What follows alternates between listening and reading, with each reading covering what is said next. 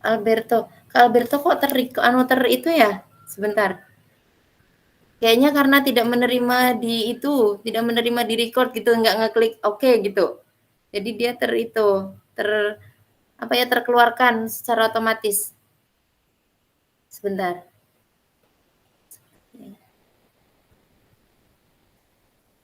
Baik, ini sudah benar-benar terekam ya, kita ulang lagi. Selamat siang kakak-kakak sekalian. Selamat siang. Selamat siang. Ya, gimana kabarnya siang ini? Baik, sehat. Apa cerita di hari Sabtu ini nih? Ceritanya nih kita nih sama-sama memiliki sinyal yang sangat luar biasa lah. Iya benar. Iya karena Iya, kalau di sama. itu mati listrik ya, jadi terpaksa saya itu nyebrang lagi ke tempat yang listrik dan sinyalnya aman. Sebenarnya kalau sinyal hari ini masih aman di tempat saya, tapi listriknya yang tidak aman. Baik, sebelum kita mulai nggak apa-apa ya kita bertiga dulu. Ini pun halo Kak Tini. Halo Kak Suhartini. Eh seperti mindfulness ya, belum hadir benar-benar di sini. Baik, meskipun kita hanya bertiga ya, berarti sambil nunggu teman-teman yang lain, mungkin Kak Nina, Kak Krismi juga bisa sambil cat temannya suruh cepet-cepet masuk gitu. Karena kalau misalnya kita nunggu lebih lama, takutnya juga sinyalnya makin buruk dan lain sebagainya. Karena hari Sabtu biasanya suka mati listrik begitu ya. Baik kalau gitu kita nggak foto aja dulu ya nanti di pembukaan ya, karena nanti di laporan pembukaan mah nggak ada orangnya gitu. Jadi kita mulai seperti biasa aja dulu. Baik, untuk yang doa silakan Kak Krismin, siapa yang memimpin doa?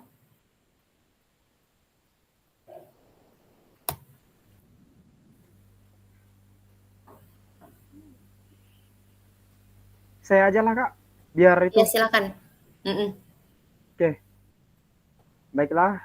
Marilah kita berdoa menurut agama dan keyakinan kita masing-masing. Berdoa, mulai.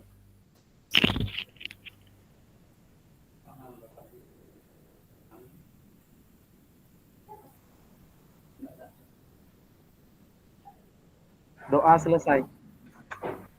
Baik, terima kasih. Ini apakah sudah pada makan siang kakak-kakak?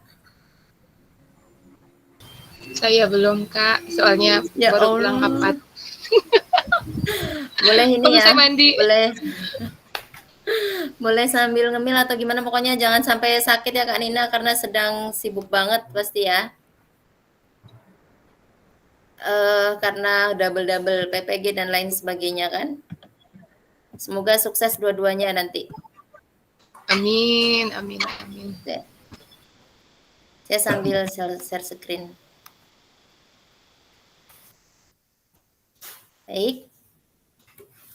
Salam dan bahagia kakak-kakak sekalian. Assalamualaikum warahmatullahi wabarakatuh. Shalom, damai sejahtera. Om Swastiastu, Namo Buddhaya, salam kebajikan rahayu untuk kita semua yang berada di ruang virtual ini. Alberto terlempar katanya itu ya. Baik, hari ini kita sudah sampai ke modul 1.5 ya kakak-kakak. Dan sebelum kita pertemuan luring di Sanggau, kita masih ada 4 kali pertemuan lagi setelah ini. Nanti di hari Rabu kalau nggak salah ya, ada pertemuan lagi. Sebentar ya.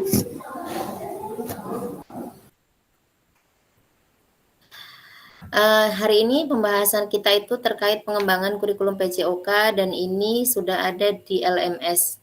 Kalaupun kita tidak membaca full pasti sudah sedikit-sedikit ya karena sebelum sampai di link pertemuan virtual ini itu sudah ada pasti ada kuis-kuis yang harus kakak-kakak sekalian jawab gitu.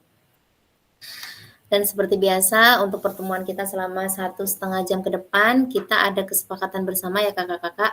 Salah satunya adalah diusahakan untuk menyalakan kamera, kemudian mematikan mikrofon, hadir seutuhnya, menghargai waktu bersama, memaksimalkan fitur chat, klik raise hand sebelum bertanya, dan apabila ada gangguan teknis, kita menganggap itu adalah sesuatu yang wajar begitu.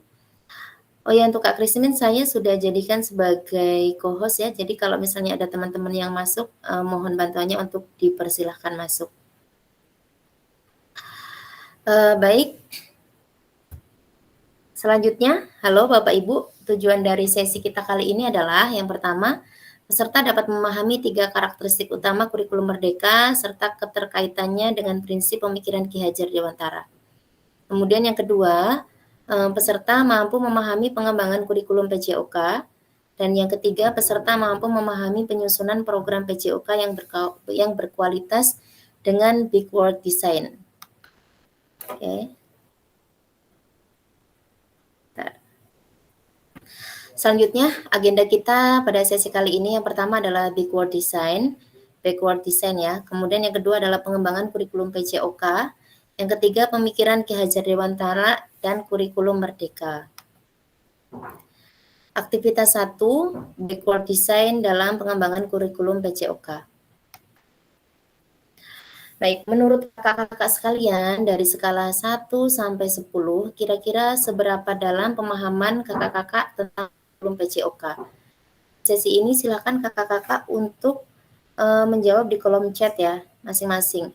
Kira-kira seberapa dalam pemahaman kakak-kakak terhadap kurikulum PJOK yang selama ini kakak-kakak gunakan di sekolah? Silakan ya, menggunakan rank angka dari 1 sampai 10. Selamat datang ya untuk kakak-kakak sekalian yang sudah bergabung.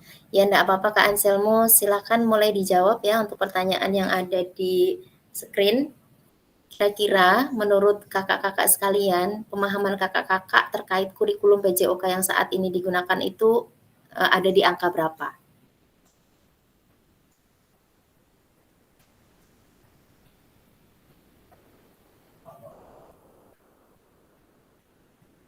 Oke.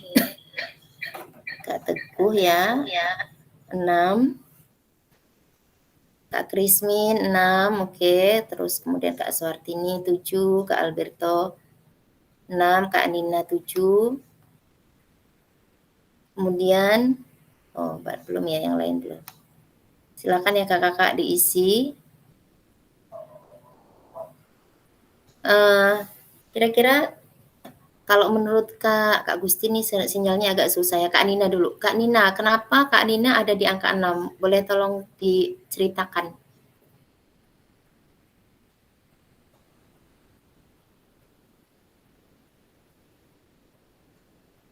Itu mic-nya belum dibuka. Oh iya. Oke, terima kasih. Saya memilih rentang 6. Kalau di sekolah tempat saya mengajar Kak, yang sudah menerapkan kurikulum merdeka itu kelas 1, kelas 4, kelas 3 dengan kelas 5 baru ini. Kemudian kelas 2 dengan kelas 5 baru semester ini. Kemudian kelas 3 dan kelas 6 belum sama sekali. Jadi kita di sekolah tuh masih menggunakan 2 kurikulum, yaitu kurikulum merdeka dan kurikulum 13. Jadi mungkin hanya itu.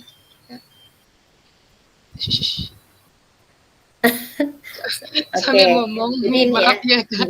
Ya, tidak apa-apa, itu memang resiko kita ya. Iya. Oke, jadi karena masih ada percampuran kurikulum gitu ya, masih harus adaptasi begitu. Oke, kalau untuk Kak Nina, Kak Suhartini, ini angka 7, mohon dijelaskan ya, diceritakan ke kita kenapa kakak berada di angka 7 gitu. Saya berada di angka 7 karena sebagian hari-hari itu dapat kita pahami apa itu kurikulum PJOK dan sebagian itu sangat mendalam, misalnya kayak menggunakan kalimat-kalimat asing, di mana di sini pemahaman kurikulum PJOK itu adalah landasan penting bagi guru dalam merancang dan melaksanakan proses pembelajaran, mana yang tidak hanya berfokus pada aspek fisik, tetapi juga pada pengembangan holistik peserta didik. Misalnya kan, tujuan pembelajaran PJOK itu di mana kita mengetahui pengembangan fisik dan keterampilan motorik, pembentukan karakter dan mental peserta didik, kesehatan gaya hidup peserta didik, serta kompetisi dasar dan kompetisi inti, di mana kompetisi inti yang biasa kita kenal dengan KI itu ada kompetisi dasar. Terus pendekatan pembelajaran dalam PJOK itu, di mana kita sebagai guru PJOK itu juga harus mengetahui sejauh mana kurikulum PJOK itu, yaitu bagaimana cara kita pendekatan pembelajaran PJOK dengan peserta didik. Misalnya kayak pendekatan saintifik dan pendekatan berbasis aktivitas. Itu saja sih, Kak. Oke, Sementara. siap-siap. Luar biasa ya. Jadi kita bisa saling berbagi. Ini kan memang ranknya nggak ada rank kepastian ya. Maksudnya yang 6 tuh harus gimana, yang 7 harus gimana. Ini memang benar-benar dari hati kita masing-masing gitu. Semoga setelah kita belajar di sesi ini dan kedepannya, rank itu tuh bisa naik ya kakak-kakak sekalian. Semoga bisa jadi 10 atau karena ini paling ujung 10 ya, paling tinggi 10 gitu ya. Semoga bisa sampai 10 ya kakak-kakak. Semogalah semuanya kita bisa sampai ke tahap tersebut gitu. Baik, selanjutnya. Nah, apa tujuan dari adanya pelajaran PJOK di sekolah? Nah, silakan kakak-kakak jawab di kolom chat. Atau kalau misalnya ada yang mau open mic boleh ya. Apa sebenarnya tujuan apa tujuan dari adanya pelajaran PJOK di sekolah?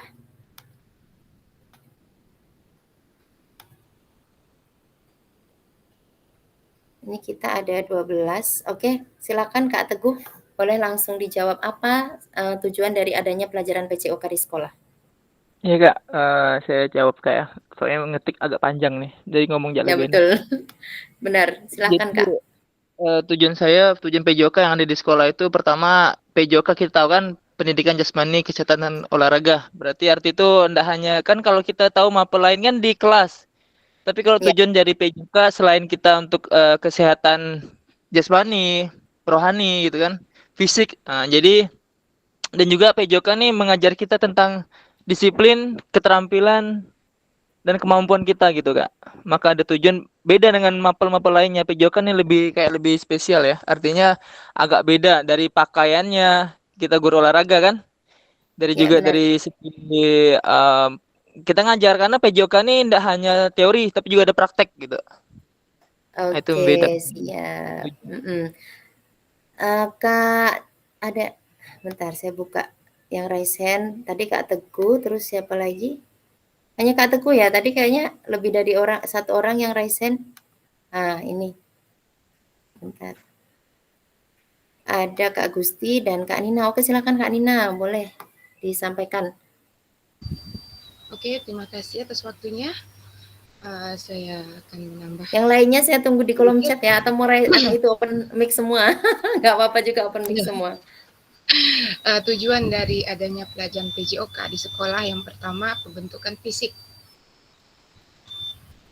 Kemudian selain pembentukan fisik, menyehatkan jasmani dan juga rohani. Benar kata Kak siapa tadi? Yang pertama lupa saya, maaf. Kak Teguh. Kak Teguh. Pelajaran PJOK ini spesial. Pertama untuk menyampaikan materi kita di kelas, kemudian untuk praktek kita di Luar. lapangan, di luar itu yang membedakan pelajaran PJOK dengan pelajaran lainnya. Selain membentuk kecerdasan Fisik, anak juga membentuk kecerdasan. fisik, iya. Saya rasa itu. Oke, siap.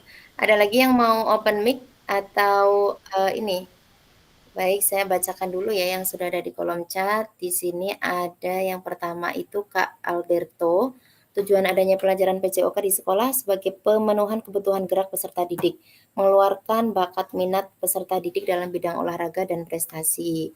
Kak Suhartini, pengembangan keterampilan fisik, peningkatan kebugaran jasmani, pembentukan karakter, Terus kemudian ada peningkatan kesehatan mental dan emosional, peningkatan kesadaran kesehatan, pengembangan sosial, persiapan untuk kehidupan sehat di masa depan, dan mempromosikan kesetaraan dan inklusi. Oke, lengkap sekali ya Kak Suhartini.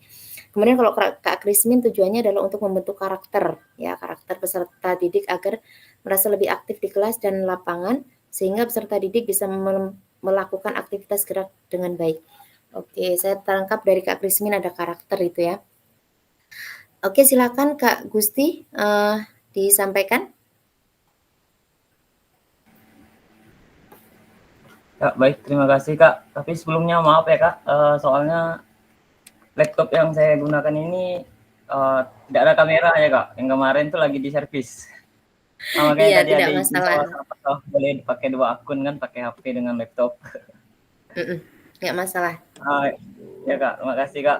Di sini tujuannya yang pertama, kenapa PJOK itu penting? Yang pertama yang pasti tadi sudah disampaikan juga oleh Kak Nina dan Kak siapa yang Kak pertama Gusti, tadi ya? Kak Teguh, Kak Teguh. Kak Teguh, itu pasti kesehatan fisik. Nah itu pasti ya. Dan menurut saya juga di sini selain kesehatan fisik, pastinya keterampilan motorik, terus kedisiplinan. Maksudnya di sini disiplin itu misalnya kerjasama, terus sportivitas melalui kegiatan tim dan lain sebagainya. Salah satu contohnya mungkin kita ada kegiatan olahraga di sekolah, jadi disitulah membentuk karakter juga masuk. Nah, dan yang selanjutnya itu ada mental, terus emosi. Terus pendidikan gizi itu pasti juga dalam PJOK pasti ada. Waktu saya SD itu juga pernah saya ingat waktu guru SD saya mengajarkan, kalau tidak salah seminggu sekali itu ada seperti bawa makanan ke sekolah. Salah satunya yang termasuk dalam 4 sehat 5 sempurna. Di sekolah kami sini kebetulan juga dalam waktu seminggu ini contohnya pendidikan gizi yaitu biasanya membawa makanan-makanan yang bergizi Bu. Kak, dalam waktu seminggu sekali biasanya. Kalau enggak rentan waktu yang sebulan sekali. Terus sosialisasi juga di sini dalam artian mungkin meningkatkan kemampuan sosial dan interaksi antar teman melalui permainan olahraga. Mungkin hanya itu dari saya Kak. Terima kasih. Oke, terima kasih juga untuk Kak Gusti. Ini Kak Juni kayaknya yang belum ada ya. Gimana kalau menurut Kak Juni, Kak?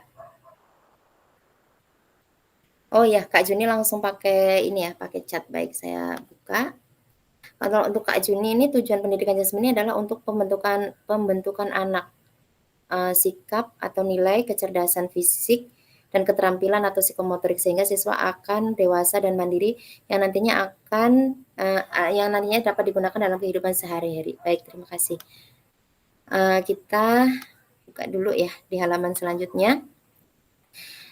Jadi kalau menurut capaian pembelajaran PJOK Kurikulum Merdeka tahun 2024, pendidikan jasmani atau kesehatan dan olahraga atau disingkat PJOK bertujuan sebagai pembelajaran bagi peserta didik dalam 1. Mengembangkan, menerapkan, dan mengevaluasi keterampilan, konsep, strategi gerak yang akan menjadi disposisi untuk berpartisipasi dalam berbagai aktivitas jasmani dengan penuh kepercayaan diri, kompetensi, dan kreativitas. Tujuan yang kedua, membantu dan memberi dukungan mereka dalam memilih gaya hidup sehat dan aktif secara jasmani. Yang ketiga, membangun dan menerapkan keterampilan sosial dan emosional melalui konteks pembelajaran yang menekankan nilai-nilai fair play, kerja tim, dan inklusivitas.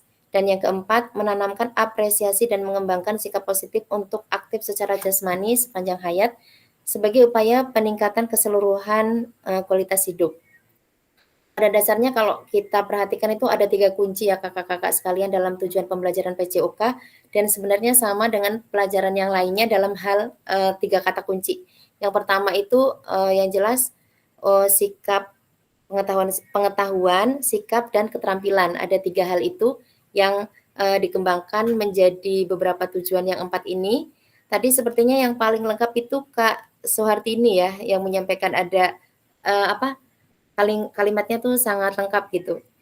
Kakak-kakak yang lain juga lengkap ya, karena itu kita hadapi sehari-hari Kak. Iya benar, udah sehari-hari gitu ya, makanan sehari-hari gitu. Iya benar. Nah makanya kalau lebih mudahnya saya ngikatnya tuh dengan 3 kata kunci, yaitu adanya pengetahuan yang harus kita tingkatkan di mereka. Yang pertama pengetahuan, yang kedua sikap, yang ketiga adalah keterampilan. Hanya saja kalau di PJOK tuh mungkin lebih kuatnya di keterampilan fisik motorik gitu ya, karena lebih banyak prakteknya gitu. Baik, selanjutnya mari kita berdiskusi sesuai pertanyaan yang ada pada slide berikutnya. Nanti kakak-kakak sekalian seperti biasa bisa jawabnya di kolom chat atau raise hand. Ini pertanyaannya kakak-kakak, terlepas dari kurikulum apapun, apakah selama ini kakak-kakak sudah memahami dengan baik tujuan mata pelajaran dan menjadikannya sebagai acuan? Ini pertanyaannya, silakan kakak-kakak jawab di kolom chat. Mungkin bisa mengingat salah satu tujuan pembelajaran yang kakak-kakak ini ya, baru ajarkan gitulah di kelas gitu. Apakah sudah memahami dengan baik tujuan tersebut dan menjadikan tujuan tersebut sebagai acuan pembelajaran? Karena biasanya tuh karena kita kan dimudahkan dengan buku paket ya. Kadang-kadang kalau bukan guru PJOK ya, biasanya kan gini, "Oh, kemarin udah sampai halaman 10. Oh, berarti sekarang lanjut halaman 11," begitu biasanya ya. Bukan menyampaikan, "Oh, tujuan pembelajaran hari ini," gitu. Biasanya seperti itu. Jadi sekarang karena saya berada di kelas guru PJOK, saya pengen tahu bagaimana dengan kakak-kakak sekalian. Apakah sudah memahami dengan baik tujuan mata pelajaran dan menjadikannya sebagai acuan selama kegiatan? Silakan kakak-kakak. Open mic boleh ya, karena kalau nulis kadang-kadang memang mungkin repot gitu ya.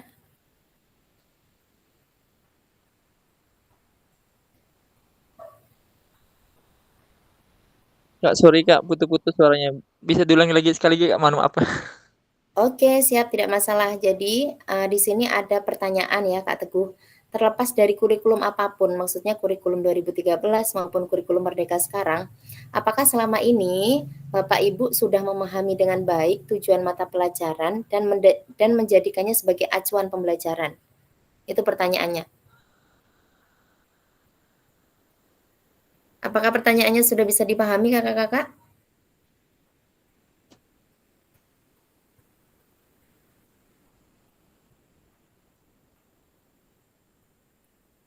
Boleh ini ya, ditulis di kolom chat atau mungkin Kak Teguh mau langsung jawab, boleh ya?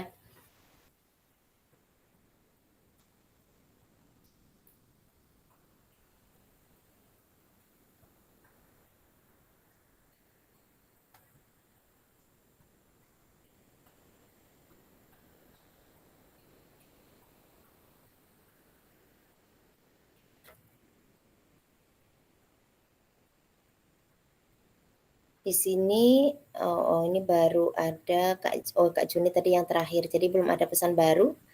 Silakan, hari ini kita tidak ada menggunakan Jamboard maupun Padlet gitu ya, seperti biasanya, atau Drive itu tidak menggunakan. Jadi kita hari ini benar-benar akan memaksimalkan fitur chat dan raise hand, open mic gitu. Jadi silakan dimaksimalkan ya. Di sini Kak Nina sudah menjawab tujuan pelajaran PJOK dan acuan adalah mengembangkan anak secara keseluruhan melalui kegiatan jasmani. Bukan hanya mengembangkan fisik saja, tetapi juga mengembangkan mental, emosional, kesehatan, dan prestasi. Oke. Kalau menurut Kak Juni, sudah memahami tujuan tersebut karena setiap pertemuan pembelajaran disampaikan tujuannya. Oke. Yang lainnya ya, silakan ditunggu.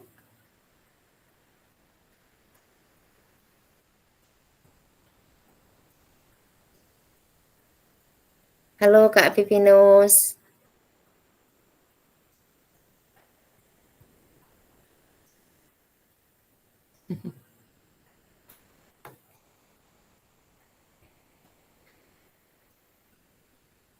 Silakan langsung ikut diskusi ya Kak Vinus. Ada pertanyaan terlepas dari kurikulum apapun, apakah selama ini Bapak Ibu sudah memahami bagian dari, ya Kak Vinus nggak apa-apa. Apakah sudah memahami dengan baik tujuan mata pelajaran dan menjadikannya sebagai acuan?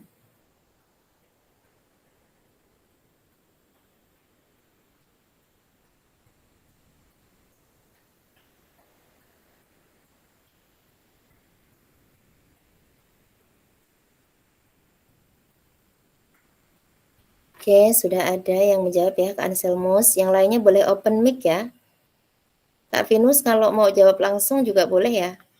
Di sini Kak Anselmus menjawab, tujuan pelajaran PJOK bukan dengan sebatas teori. Tetapi juga diterapkan dalam praktik sehari-hari di kelas untuk menciptakan lingkungan belajar yang sehat dan menyenangkan. Kak Krismin sudah cukup baik karena mata pelajaran yang diajarkan akan selalu disampaikan tujuan pembelajarannya dan menjadikannya sebagai acuan untuk mengajarkan peserta didik sesuai tujuan tersebut. Oke.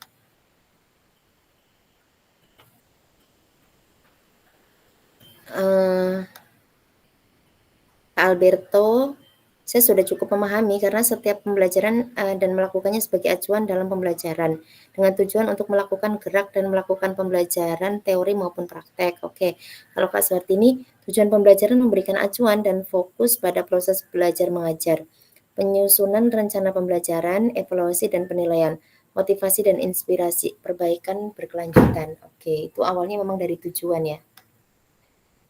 Kak Juni, Kak Gusti, terus Kak Teguh belum memberikan jawaban ya untuk pertanyaan ini.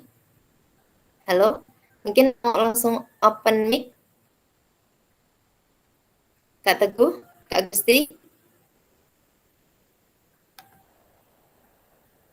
Saya cek ya. Yang belum menjawab ada Kak Ari juga ya, belum jawab ya.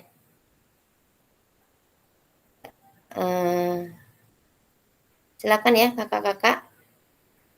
Ini kenapa kok pertanyaannya tujuan? Karena ini nanti akan berkaitan dengan backward design. Kakak-kakak sudah pernah membuat backward design belum ya? Boleh pakai jempol kalau sudah pernah, kalau belum pakai apa ya tandanya ya? Mungkin pakai tanda mikir ini ya, emotnya. Itu kan ada emotnya banyak. Kalau yang sudah mungkin bisa pakai jempol yang ke atas. Oh, oke, Kak Alberto belum pernah ya membuat backward design. Kak Nina apa? Hilang udah Kak Nina tandanya tadi belum sempat lihat. Oh ya, masih mikir ya. Oke, boleh silakan Kak Suhartini untuk open mic. Kalau apa tadi pertanyaannya Kak? Sudah pernah membuat backward design? Oh, background design. Ya, Itu sih backward biasa. design. Ya, kemarin itu udah lama juga sih bikin background design kayak logo atau Oh, kita bukan bikin background, backward. Dia backward itu ini tujuan langsung ke akhir itu backward. Ini Kak Gusti kayaknya udah pernah. Mungkin Kak Gusti bisa berbagi sebentar. Silakan open mic Kak Gusti. Tapi Kak Gusti belum jawab kayaknya pertanyaan yang tadi ya. Kak Gusti mungkin bisa jawab dulu, nanti baru bercerita terkait backward design. Maaf Kak, salah tertekan tadi. Lagi di pesta ya. Belum.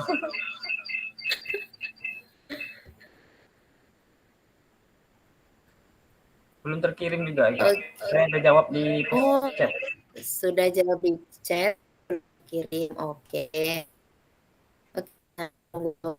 Kak Gusti, Kak Teguh ya mungkin kalau sinyalnya bagus, terus ada Kak Juni ya, silahkan boleh dilanjutkan untuk menjawab. Jadi nanti kita akan lanjutkan dulu. Nanti kita akan menemukan apa itu backward design. Nah, kayak macam di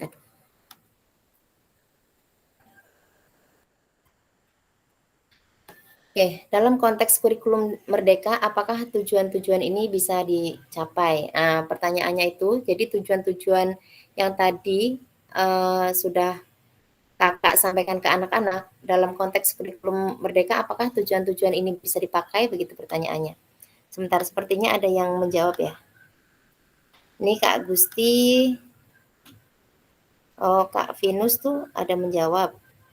Tujuan pelajaran PJOK adalah untuk memenuhi kebutuhan gerak siswa dan melatih siswa untuk bekerja sama. Terus kalau Kak Gusti, tujuan utama PJOK secara umum adalah mengembangkan keterampilan motorik, pengetahuan, dan sikap positif terhadap aktivitas fisik sekaligus mempromosikan gaya hidup sehat. Namun penerapannya bisa bervariasi tergantung dari pendekatan guru. Ini kayaknya untuk jawaban yang ini ya, yang pertama ini ya. Apa tujuan dari adanya pelajaran PJOK di sekolah? Terima kasih kakak sudah berpartisipasi. Kita sama pertanyaan ini. Dalam konteks kurikulum merdeka, apakah tujuan-tujuan ini bisa dicapai atau tidak begitu? Ini pertanyaannya, namun kita akan lihat dulu. Jadi memahami tujuan umum itu sangat penting sebagai acuan untuk memahami muara akhir pembelajaran. Untuk mencapai tujuan umum ini, pemerintah sudah menurunkannya ke dalam CP dan mempersilahkan guru atau satuan pendidikan untuk menurunkannya lagi ke dalam TP. Jadi kakak-kakak sekalian, sebagaimana kita ketahui bahwa sekarang itu kan satu CP itu digunakan untuk 2 tahun ya, bahkan ada yang 3 tahun, 2 sampai 3 tahun gitu. Kalau SD kan hanya ada 3 fase, CP1 bisa digunakan untuk 2 tahun, nanti 2 tahun selanjutnya baru ganti CP gitu. Jadi memang rasa-rasanya kalau guru PJOK di SD, kalau misalnya ngajarnya kelas 1 sampai kelas 6, berarti ada 3 CP yang harus diingat gitu ya. Nanti baru TP-nya yang mungkin akan dibeda-bedakan berkaitan dengan kemampuan atau tingkat perkembangan peserta didik gitu ya, kelas 1, kelas 2 sampai kelas 6 gitu. Jadi, bagaimana memastikan agar pengajaran yang kita lakukan benar-benar menyasar tujuan pembelajaran, karena seringkali pengajaran langsung fokus pada materi atau aktivitas apa yang harus dilakukan oleh murid. Nah, proses backward design dalam pengembangan kurikulum secara umum melalui 3 tahap di bawah ini. Nah, ini maksudnya ini Kak Suhartini, backward design. Jadi kalau kita dulu ngajar itu kan biasanya yang disiapkan pertama itu apa sebelum ngajar? Silakan dijawab dulu ya kakak-kakak. RPP. Ya, RPP gitu ya. Ya, Terus kalau sekarang kan modul ajar. Ya, modul ajar itu yang kita siapkan. Nah, jadi untuk saat ini kita akan belajar sesuatu yang baru. Tapi tadi Kak Gusti udah pernah praktek ya. Nah, di sini kita akan belajar tentang proses backward design. Jadi sebelum sampai ke modul ajar, kita buat dulu backward design-nya. Backward design itu ada 3 macam. Yang pertama, mengidentifikasi capaian pembelajaran. Yang kedua, menentukan metode penilaian. Yang ketiga, merencanakan pengalaman belajar dan strategi pembelajaran. Kalau kita cermati di modul ajar dan di RPP, itu kan biasanya tahapannya ada pertama identitas ya, terus tujuan, habis itu apa kakak-kakak? Setelah identitas, tujuan, terus metode mungkin ya, strategi, media gitu ya, sama dengan RPP kan? Setelah itu apa? Asesmen. Asesmen dulu atau langkah-langkah pembelajaran? Lupa ya juga. Biasanya kalau di RPP atau modul ajar kan itu susunannya hampir sama, hampir mirip. Habis identitas di bagian atas, habis itu ada apa Kak? Biasanya dari PP ada KI, KD-nya. KI, KD, terus habis itu Ya. tujuan. Tujuan. Ya. Habis tujuan? Apalagi kakak-kakak? Model pembelajaran. Model pembelajaran. Ya, gimana kegiatan Kak? Pembelajaran. Kegiatan. Ya, apa Kak kemudian Gusti? Media alat Kak. Media alat gitu ya, lengkap ya. Lembar belajar dan asesmennya. Lembar belajar, kemudian asesmen. Ya, oke. Jadi kalau backward design ini bukan berarti sama meniadakan modul, bukan. Jadi backward design itu semacam kayak gini loh, kakak-kakak mau lari kan, startnya itu di titik 0 misalnya. Nah, nanti berhentinya misalnya di larinya tuh 2 kilo. Jadi ketika kakak lari di titik 0, kakak itu sudah menentukan titik nanti saya 2 kilonya itu di rumahnya B gitu misalnya. Maksudnya seperti itu. Jadi backward design itu kita berpikir tujuan, habis tujuan tuh langsung ke penilaian. Kalau kita buat modul ajar kan tujuan, langkah-langkah pembelajaran baru penilaian kan? Ini besarnya, garis besarnya. Tapi kalau backward design enggak. Pertama, kakak-kakak menentukan tujuan. Setelah menentukan tujuan, yang kedua adalah menentukan cara mencapai tujuan tersebut. Nah, cara mencapai tujuan tersebut ini dengan cara apa? Biasanya dengan penilaian kan Kak? Misalnya gini, tujuannya adalah siswa mampu mempraktikkan gerak dasar, variasi gerak dasar lokomotor, non lokomotor dan manipulatif misalnya. Nah, setelah kakak menulis, itulah tujuan pembelajaran, kemudian di bawahnya itu bukan langkah-langkah pembelajaran, tapi kakak-kakak langsung nulis, untuk mengetahui bahwa anak-anak sudah mencapai tujuan tersebut, kakak-kakak ini mau melakukan apa? Misalnya asesmennya tuh begini, ujian praktik menendang bola misalnya seperti itu. Nah, jadi backward design itu sesuatu yang kakak-kakak buat sebelum membuat modul ajar, begitulah intinya. Atau bahkan saking merdekanya kita saat ini, kakak-kakak itu bahkan sudah dimerdekakan membuat modul ajar kan ya. Jadi bisa backward design itu menggantikan modul ajar. Jadi kakak-kakak tuh cukup membuat tujuan pembelajaran, di bawahnya asesmen atau penilaian, karena untuk mengetahui anak-anak sudah mencapai tujuan pembelajaran itu kan melalui penilaian kan kakak-kakak. Nah, setelah menentukan penilaian barulah langkah-langkahnya begitu. Itulah yang dimaksud dengan backward design. Kira-kira sudah bisa dipahami belum kakak-kakak tentang backward design ini?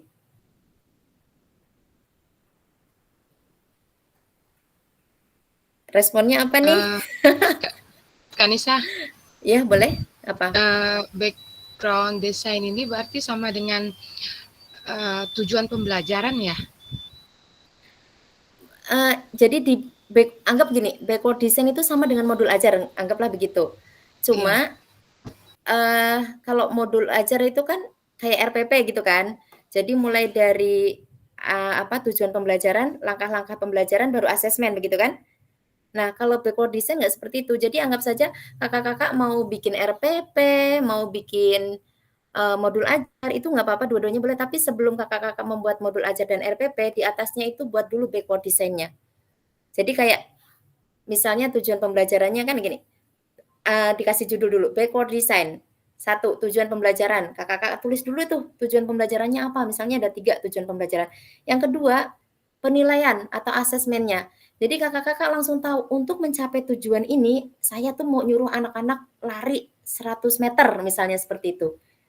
Jadi sebelum kakak-kakak menentukan nanti belajarnya tuh mau apa aja sih, pembukaannya apa, intinya apa, penutupnya apa, sebelum memikirkan kegiatan pembelajaran, kakak-kakak langsung lari ke bagian akhir, yaitu gimana supaya anak-anak bisa mencapai tujuan ini gitu. Jadi semacam dokumen tersendiri gitu, boleh terpisah dengan modul ajar, boleh juga di atasnya backward design, bawahnya modul ajar, atau di atasnya backward design, bawahnya RPP gitu. Boleh gitu. Gimana kakak-kakak? Oke, berarti ini target ya Kak ya? Kayak kan tujuan itu targetnya. Iya. Gimana cara kita bisa ngukur target itu? Gimana kita bisa tahu anak-anak sudah sampai ke target itu? Caranya kan dengan penilaian, ya enggak? Iya, betul.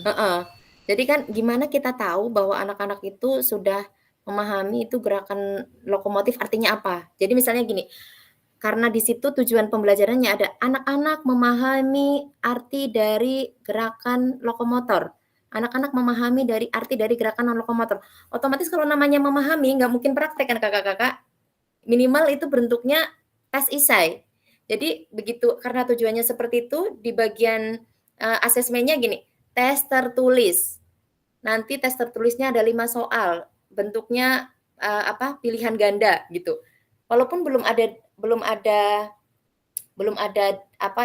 soalnya langsung, tapi kakak udah mikir di sini.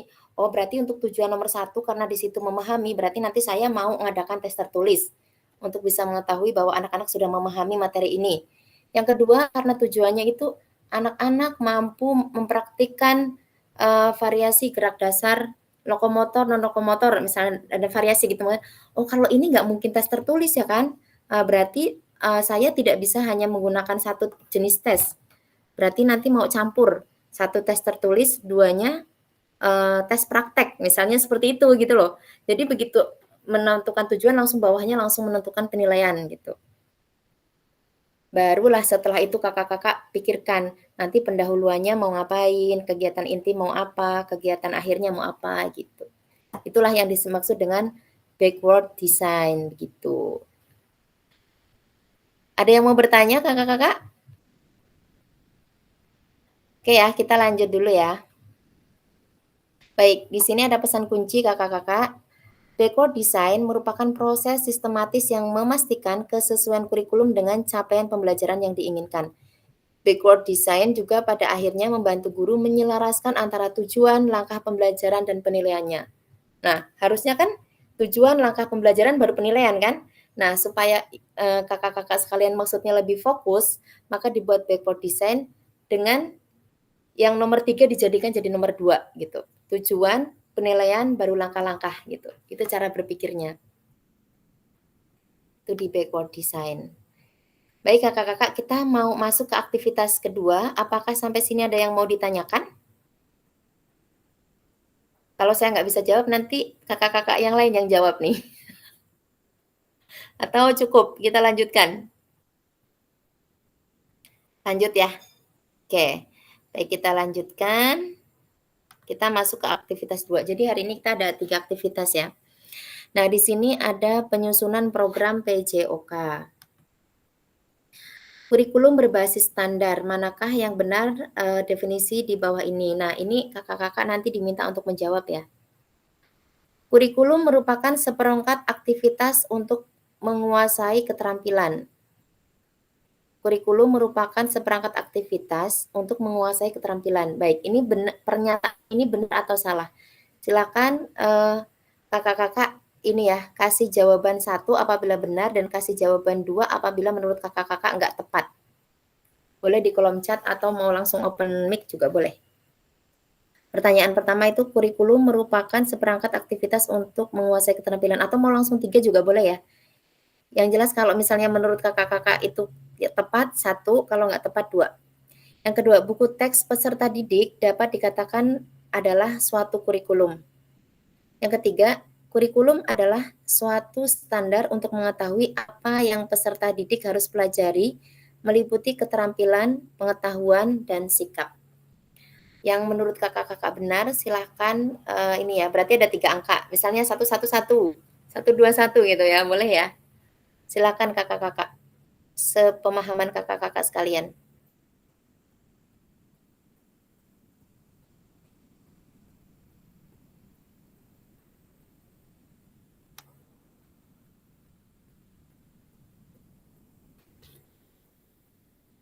Mau langsung open mic jawabnya boleh. Misalnya menurut saya nomor 1 itu tepat, nomor 2 kurang tepat, nomor 3 tepat, misalnya seperti itu boleh ya kakak-kakak.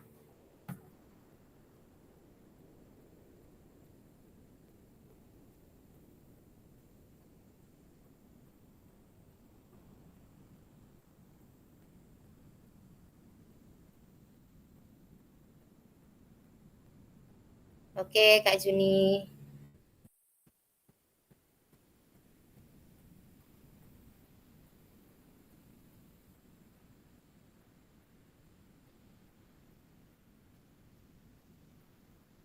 Oke, Kak Laurentius Krismi, nomor 1 tepat. Kurikulum merupakan seperangkat aktivitas untuk menguasai keterampilan. Oke, yang kedua, buku teks peserta didik dapat dikatakan adalah suatu kurikulum. Yang nomor 3, kurikulum adalah suatu standar untuk mengetahui. Oke, yang Kak Gusti 211. Oke. Yuk, kakak-kakak sekalian ya, silakan dijawab. Ini apa ya, sebagai refleksi kita ya, selama ini mengajar, apakah pernyataan-pernyataan ini sesuai dengan keyakinan kita gitu, atau yang kita praktekkan.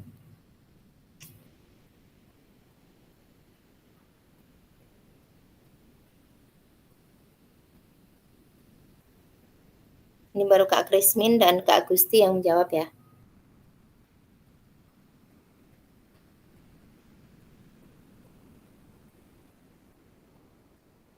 Kak Nina 121. Oke, nomor 1 tepat, nomor 2 kurang tepat, yang nomor 3 tepat. Kak Ari 121 juga. Oke, silakan teman-teman yang lain. Kak Alberto 111, oke. Kak Venus 111. Ini kode apa nih? Kalau di tahun politik gitu ya. Katanya kode-kode gitu ya. Oke, Kak Suhartini, Kak, nggak ada 3, Kak. Mungkin maksudnya 121 ya. Tipe ya Kak Tini ya. Tipe Salah benar. pencet. Oke, bisa dipahami. 121. Jadi Kak Juni tadi izin katanya, apa ya, suaranya kurang terdengar gitu, makanya mengikuti tapi kurang aktif gitu. Baik, kita akan buktikan sebenarnya yang benar bagaimana. Nah, ternyata ini ya Kakak-kakak jawabannya, 221. Belum ada yang tepat ya. Tapi yang C sih benar semua ya. Jadi kurikulum merupakan seperangkat aktivitas untuk menguasai keterampilan. Sebenarnya mungkin ini benar, tapi kurang lengkap gitu ya Kakak-kakak, karena kan ada 3 aspek kan, keterampilan, sikap, dan pengetahuan gitu. Yang kedua, buku teks peserta didik dapat dikatakan adalah suatu kurikulum. Ini juga sebenarnya bisa katakan benar karena salah satu bagiannya ya Kakak-kakak, cuma itulah hanya sebagai sebagian, bukan keseluruhan. Makanya mungkin yang diminta di sini jawabannya adalah keseluruhan. Seperti jawaban di nomor 3, kurikulum adalah suatu standar yang mengetahui apa yang peserta didik harus pelajari, meliputi keterampilan, pengetahuan, dan sikap. Ini kata kuncinya. Jadi kalau misalnya selama ini kan kita menitik beratkan pada keterampilan aja gitu. Pada dasarnya kalau untuk PJOK itu sebenarnya imbang ya antara kita menilai sikap mereka, pengetahuan mereka, dan keterampilan mereka gitu terkait ilmu-ilmu yang ada di PJOK. Baik, terima kasih yang sudah berpartisipasi ya untuk menjawab tadi. Kita lanjutkan kembali. Komponen kurikulum pada Satuan Pendidikan Pelaksanaan Kurikulum Merdeka, Pelaksana Kurikulum Merdeka. Jadi ada 5 komponen kurikulum. Yang pertama itu harus ada struktur kurikulumnya, kemudian ada capaian pembelajaran. Ketiga itu ada pembelajaran dan asesmen. Yang keempat ada penggunaan perangkat ajar, yang kelima ada kurikulum satuan pendidikan. Ini karena kita semua pasti sudah ini ya kurikulum merdeka ya di sekolahnya ya. Walaupun mungkin ada yang masih 2 kelas, 4 kelas, 6 kelas gitu atau yang SMA gitu kan. Dan SMP pastinya sudah kurikulum merdeka semua. Jadi ada 5 hal yang harus ada di kurikulum merdeka tersebut. Yang pertama ada struktur kurikulumnya, kedua ada CP, ketiga ada pembelajaran dan asesmen. Ini kan yang biasa di kelas ya Kakak-kakak. Untuk nomor 1, nomor 2 itu anggaplah itu dokumen kan. Nomor 3 ini action kita di lapangan. Nomor 4 penggunaan perangkat ajar juga action. Yang kelima itu juga bersifat dokumen sebagai kitab suci kita di dalam mengajar gitu ya. Komponen kurikulum satuan pendidikan dikembangkan dan digunakan di satuan pendidikan terdiri dari karakteristik satuan pendidikan, visi, misi, dan tujuan satuan pendidikan, pengorganisasian pembelajaran, dan perencanaan pembelajaran. Itu inti dari kurikulum. Kemudian, mengapa kurikulum operasional berbeda antar satuan pendidikan? Ini pertanyaannya, jawabannya agar bermakna ya kakak-kakak. Kurikulum operasional satuan pendidikan dikembangkan sesuai dengan konteks dan kebutuhan peserta didik dan satuan pendidikannya. Ini bisa menjadi kabar gembira, Bapak dan Ibu dapat menyusun program yang relevan dengan kultur gerak di mana peserta didik tinggal. Jadi, memang CP-nya ditentukan oleh pemerintah, tapi isi pengembangan dari CP tersebut, turunan-turunan dari CP tersebut, atau tujuan pembelajaran untuk mencapai CP tersebut itu diserahkan ke kita sepenuhnya. Cuma kalau yang terjadi di lapangan itu ketika kita dikasih lautan, itu kadang-kadang malah bingung ya kakak-kakak ya. Malah bingung gitu, ini saking banyaknya ikan, saking banyaknya hal yang bisa kita makan dari laut, kita bingung ini kita mau pakai yang mana gitu ya. Kita mau masak yang mana untuk anak-anak gitu ya. Ya nggak kakak-kakak? Atau hanya itu pengalaman saya aja gitu? Saya sering ketemu sama guru-guru itu, kan CP seluruh Indonesia sama ya kan, tapi ketika disuruh mengembangkan TP, mereka tuh malah bingung gitu. Padahal kan justru dikasih kebebasan sebebas-bebasnya sama pemerintah. Tapi justru malah mereka itu biasanya bingung. Tapi kalau guru PJOK gimana? Bentar ya. Ini Kak Juni ada menjawab ya. Tadi kalau menurut Kak Juni itu tepat. Ya saya juga nggak bisa menyalahkan yang menjawab 1 di nomor 1 dan 2 ya. Karena tadi saya sudah sampaikan alasannya.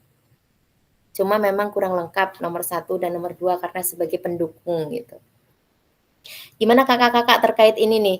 ketika CP-nya sudah ditentukan sama pemerintah, kemudian TP-nya suruh ngatur sendiri, gimana rasanya? Mungkin boleh berbagi, silakan. 1 sampai 3 kakak-kakak lah, boleh open mic dan berbagi. Bagaimana menurut kakak-kakak ketika kakak-kakak sendiri harus menyusun TP sendiri gitu? Apa strateginya? Kak Alberto mungkin? Silakan bercerita. Ini kan diskusi Kak Alberto, jadi nggak akan ada yang nyalahin. Oke, silakan Kak Teguh. Bagaimana Kak Teguh ketika Kak Teguh disuruh membuat TP tersendiri, apa trik-triknya? Kan CP-nya sudah ada. Gini Kak, saya sebenarnya jujur nih Kak, kalau masalah kurikulum Kak ya, kan saya pernah ngalami 3 kurikulum. Kurikulum KTSP, kurikulum ke-13 sama sekarang nih yang baru-baru ini Kurmer ya. Iya. Yang saya paling berkesan itu sebenarnya kurikulum itu KTSP yang bagus Kak. Menurut saya sih. Karena kalau ke-13 ini saya baru mulai mendalami dengan gimana sistem ke-13 gitu kan. Rupanya udah berubah lagi sekarang dengan Kurmer lagi nih. Iya benar-benar. Sama ke-13 itu pakai tema. Lalu temanya itu di situ dalam buku itu bingung juga. Gimana soal bentuk soal nggak ada. Kita mesti cari sendiri untuk penjabarannya. Nah, lalu sekarang itu kisah ke-13. Kalau ini gimana sekarang? Sekarang Kurmer. Kurmer ini katanya kalau kita bicara anak SD, saya kan ngajar SMA. Cuma saya tahu SD itu anak kelas 1 sudah harus pandai baca. Dan anak tidak boleh tidak naik kelas, harus naik kelas semua. Iya. Terus dari situ anak naik kelas semua gitu, harus pandai baca. Dan juga kan kita sekarang udah sekolahnya 5 hari ya, full day ya. Dan full day ini kalau apa sih? iya, Kakak sekolahnya di mana sih kok ada full day? saya SMA 2 Sanggau, Kak. Oh ya, kalau SMA memang iya full day, yang SD kan belum. Lagi nungguin kapan ini SD bisa full day. Nah, tapi di Pontianak itu udah rata-rata SD udah full day semua. Iya, benar-benar. Jadi yang saya ini Kurmer ini anak harus pandai baca pertama, lalu harus semuanya naik kelas, nggak ada yang nggak naik kelas itu. Itu juga agak rancu gimana sistemnya gitu.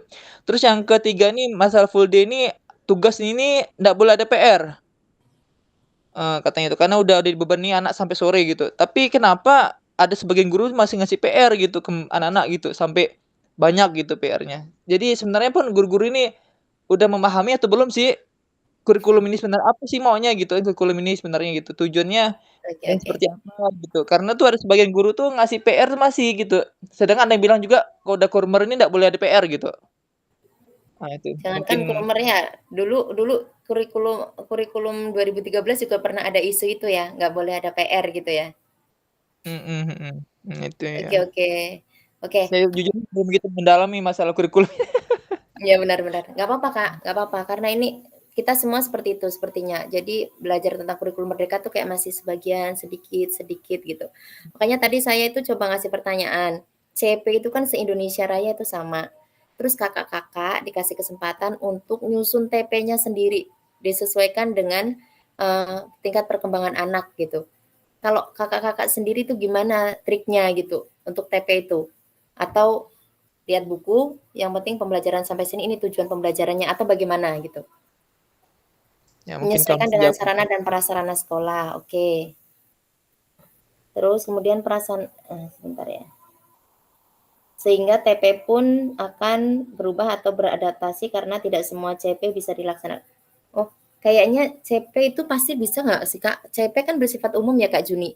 Yang nggak umum itu TP enggak? Maksudnya TP itu yang bisa disesuaikan dengan sekolah masing-masing. Tapi jujur ya kakak-kakak sekalian, saya meskipun katanya melatih guru-guru terkait kurikulum merdeka. Kadang mungkin untuk TP 1, 2 Mapel saya nyusun, tapi yang lainnya saya lebih banyak adaptasi dari Kementerian Pendidikan gitu. Oke, Kak Teguh silakan. Kak Teguh dulu. Kak Suhartini. Kak Suhartini silakan open mic. Iya. CP itu kan yang diberikan oleh pemerintah. Kalau TP itu kan kita sendiri yang menentukan. Diibaratkan seperti CP itu kan pemerintah. Oh katanya, kalian boleh pergi ke Sanggau. Terserah mau naik apa. Pokoknya tujuan kalian harus datang ke Sanggau tanggal 13. Ya. TP-nya, kebutuhan anak ini apa dulu TP-nya kan? Apakah bagaimana caranya supaya tepat waktu datang ke sana? Apakah harus menggunakan mobil, sepeda atau motor? Kita lihat dulu kebutuhan anak ini. Oh, kita menggunakan motor misalnya kan lebih praktis, lebih hemat. Di dalam perjalanan itu kita boleh singgah kemana saja kita boleh. Kan TP kan? Pas kita misalnya rehat, kita boleh istirahat ke Sosok atau ke Bodok. Yang penting masih ada waktu senggang. Terus kemudian kita berjalan lagi. Di situ kesimpulannya, tujuan kita ke Sanggau, CP-nya, bagaimana cara kita bisa sampai ke Sanggau tepat waktu, tepat pada tujuannya. Itu sih, gambarannya sih Kak. Ya benar-benar. Itulah karena CP-nya sudah ada, ini praktek langsungnya di sekolah itu kan materi dari kelas 1 sampai kelas 6 itu kan ada yang mirip-mirip terutama tentang gerak. Terus habis itu pasti ada yang berbeda-beda gitu kan. Nah, pasti kakak-kakak harus menyusun TP dari kelas 1 sampai kelas 6 setahun itu kan pasti ada nggak ribet-ribetnya gitu. Makanya tadi saya ada aja gitu. Benar tadi kalau Kak Suhartini itu menggambarkan ini ya analoginya gitu. Nah, untuk prakteknya karena gini, saya yakin pemerintah itu juga memahami bahwa kita itu tidak semuanya mudah untuk menyusun TP. Sehingga zaman sekarang itu TP itu bisa kita download ya di PMM gitu kan. Tinggal kita sesuaikan TP itu sesuai apa enggak dengan kita gitu. Terima kasih Kak Suhartini untuk analoginya keren sekali. Dan tadi Kak Juni itu ada menyampaikan bahwa tidak semua CP itu bisa sesuai dengan kondisi di sekolah masing-masing. Oh begitu ya. Saya kurang memahami untuk CP-CP di SMP gitu, karena kalau di SD kebetulan saya hanya memegang kelas 6 ya.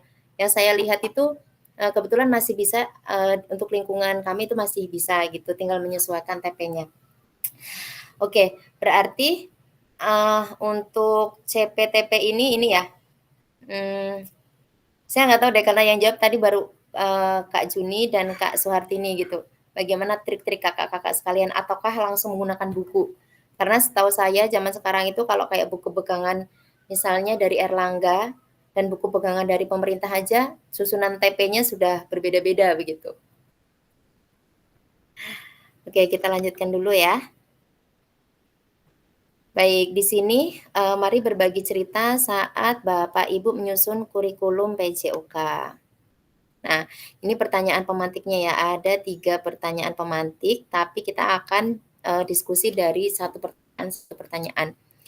Yang pertama, bagaimana Bapak dan Ibu selama ini merancang program PJOK sebagai bagian dari pengembangan kurikulum mata pelajaran PJOK? Silakan kakak-kakak dijawab di kolom chat atau mau open mic juga boleh. Bagaimana Bapak Ibu selama ini merancang program PJOK sebagai bagian dari pengembangan kurikulum mata pelajaran PJOK? Ini gimana cara nyusunnya, merancangnya? Kan pasti merancang ini ya di awal tahun gitu atau bagaimana gitu, silakan berbagi. Mau di chat atau mau open mic?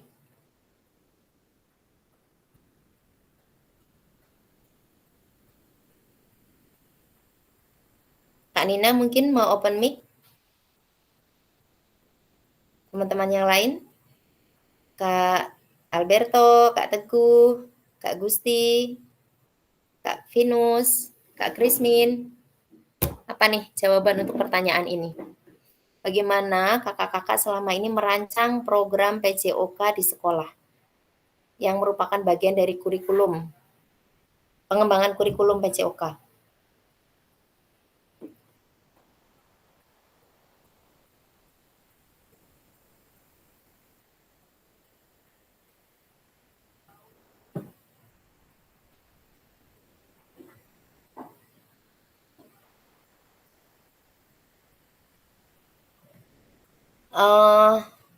Kak Krismin mungkin mau langsung jawab pertanyaan ini.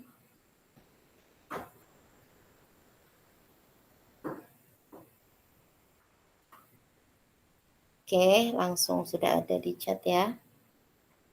Oke, Kak Vinus silakan langsung dijawab. Ya Kak, yang pertama itu dengan menetapkan tujuan pembelajarannya. Kemudian tujuan pembelajarannya itu disesuaikan dengan daerah tempat sekolahnya itulah.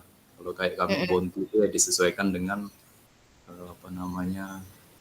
budaya mereka, kebiasaan mereka dan lain-lain itu Kak. Kalau menurut saya. Oke, disesuaikan dengan lingkungan masyarakat juga ya Kak ya. Ya. Oke, terima kasih jawabannya untuk Kak Vinus. Untuk Kak Krismin, melihat kebutuhan siswa, konteks masyarakat, waktu, alokasi jam pelajaran, cakupan dan tahapan, dan juga melihat faktor teknologi ya. Kalau untuk Kak Juni, mengacu pada CP yang ada dan menyesuaikan dengan keadaan di sekolah, serta berkomunikasi dengan rekan-rekan guru PJOK di GMP. Untuk Kak Tini, merancang program pembelajaran PJOK yang efektif memerlukan pemahaman mendalam tentang kebutuhan siswa, tujuan pembelajaran yang jelas, serta pendekatan yang fleksibel dan responsif. Oke. Kak Teguh sama Kak Gusti mungkin mau jawab langsung? Oke, kita masuk ke pertanyaan kedua dulu ya. Siapa tahu nanti Kak Teguh atau Kak yang belum jawab. Kak Ansel juga belum ya? Kak Nina di sini menjawab. Merancang program PJOK menentukan tujuan pembelajaran terlebih dahulu dan memenuhi kebutuhan siswa. Iya. Oke.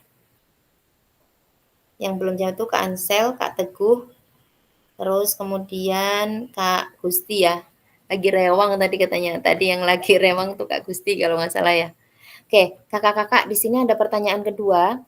Apa saja yang selama ini kakak-kakak anggap menjadi sesuatu yang bernilai untuk dipelajari murid di kelas PJOK? Tapi tunggu, saya baca dulu dari Kak Alberto. Saya merancang program PJOK sebagai bagian dari pengembangan kurikulum mata pelajaran PJOK, ialah dengan melihat tujuan pembelajaran yang bisa diketahui dan dilakukan peserta didik. Ya, disesuaikan ya. Oke, sekarang pertanyaan kedua. Silakan ya kakak-kakak. Apa saja yang selama ini, saya baca dulu jawaban Kak Ansel, mengidentifikasi tujuan pembelajaran dan memberikan umpan balik yang konstruktif pada siswa dan melakukan refleksi tentang proses pembelajaran. Oke, selanjutnya kita masuk ke pertanyaan kedua ya kakak-kakak.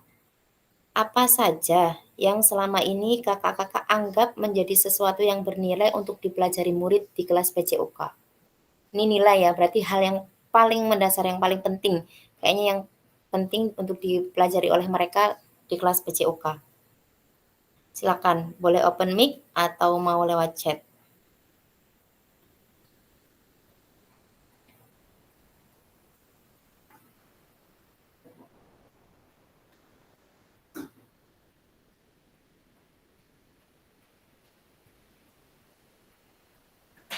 Silakan dijawab di kolom chat atau mau open mic biar rame gitu ya kakak-kakak.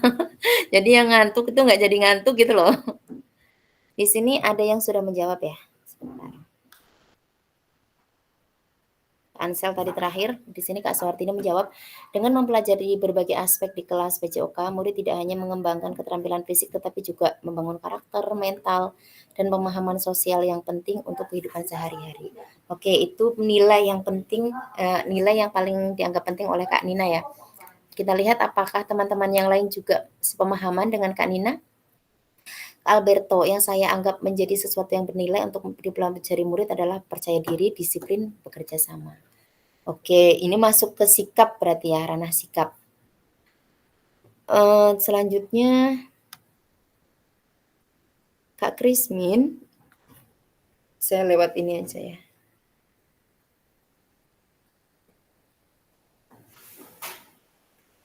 Untuk Kak Krismin, yang saya anggap menjadi sesuatu yang bernilai untuk dipelajari murid di kelas PJOK adalah dapat menemukan apa yang bermanfaat dan bernilai bagi peserta didik.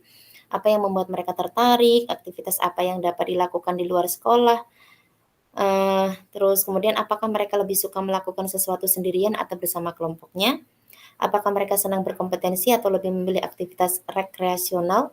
Apakah mereka lebih menyukai aktivitas di alam bebas atau kebugaran? Kita sebagai guru harus menyesuaikan mungkin gitu ya. Nggak Grismin, boleh lanjut pakai mic kali ya, open mic gitu boleh. Untuk Kak Venus, bekerja sama, fisik, kesehatan, dan kebugaran. Oke, itu yang bernilai ya. Kak Ansel, peningkatan keterampilan motorik kasar dan halus melalui berbagai aktivitas fisik yang menyenangkan dan menantang. Oke. Kalau untuk Kak Juni, pengetahuan dan keterampilan. Dengan pengetahuan, peserta bisa mengevaluasi pola geraknya sehingga keterampilan bisa meningkat. Sip. Pengetahuan, keterampilan. Kayaknya Kak Juni kurang satu sikap ya. Tapi nggak apa-apa ya, itu kan apa ya, ini jawaban masing-masing ya tentang sesuatu yang bernilai menurut kakak-kakak sekalian. Kak Nina, yang saya anggap sesuatu yang bernilai adalah keterampilan fisik, kerjasama tim, kesehatan, dan kebugaran dalam proses pembelajaran. Untuk Agusti, beberapa hal yang dianggap bernilai untuk dipelajari murid di kelas PJOK, keterampilan fisik dasar, kebugaran jasmani, dan pengelolaan emosi. Iya.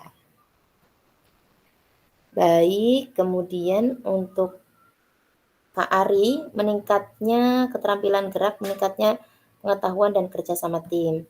Untuk Kak Krismin, murid harus termotivasi untuk meningkatkan dan mengembangkan keterampilan, pengetahuan, dan pemahaman mereka. Ya, oke. Baik, kita akan lanjutkan ke pertanyaan ketiga ya. Pokoknya inilah yang tertulis di sini adalah nilai yang kakak-kakak anggap paling penting yang harus anak kuasai di dalam pembelajaran PJOK. Selanjutnya untuk pertanyaan ketiga, bagaimana kakak-kakak akan mengintegrasikan itu semua ke dalam proses pengembangan kurikulum mata pelajaran PJOK yang sekarang berlaku? Bagaimana caranya? Kakak-kakak menuangkan nilai yang kakak-kakak yakini itu ke dalam kurikulum mata pelajaran PJOK yang sekarang sedang kakak-kakak gunakan. Silakan jawab di kolom chat atau boleh open mic. Kayaknya kalau kakak-kakak open mic itu lebih itu ya, enak ya, gantian kita ngomongnya gitu. Oke. Ini sudah ada jawaban dari Kak Teguh, tapi sepertinya Kak Teguh jawab nomor 2 ya. Menurut saya yang paling bernilai itu adalah sportif dan mengetahui arti sehat dan bugar dalam diri. Oke. Kak Krismin ini menjawab nomor 3 ya Kak Krismin. Dengan cara mengidentifikasi CP, menentukan metode penilaian dan merencanakan pengalaman belajar dan strategi pembelajaran. Oke. Dituangkannya di mana Kak Krismin ini?